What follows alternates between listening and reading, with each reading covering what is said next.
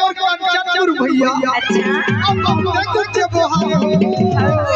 और कोट के नाम ले संगवारी सब देवता तो जो हारे हो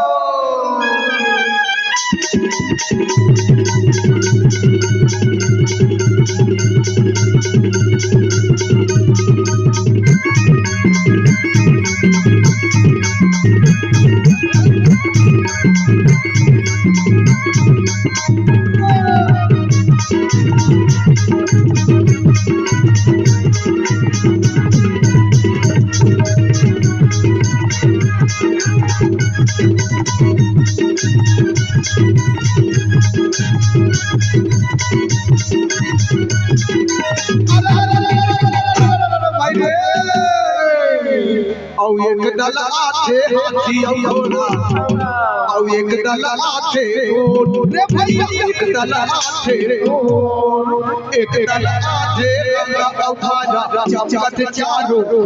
रे भैया चमकत चारों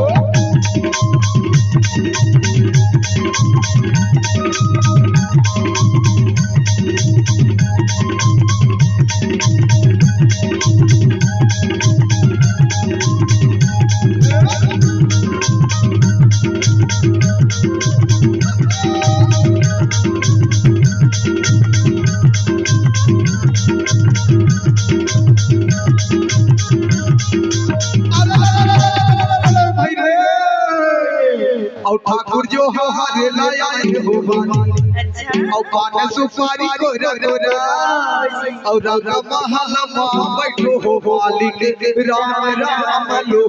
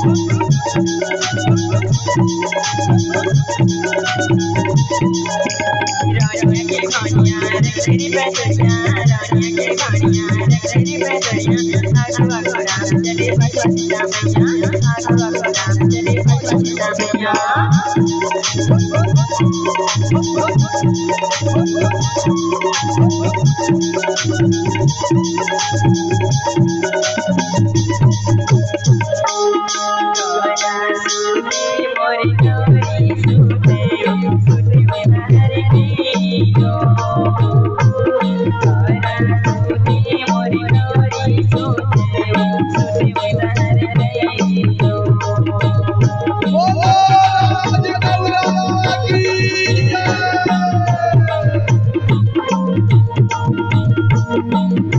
बोलो गिरिराज राजा की जय।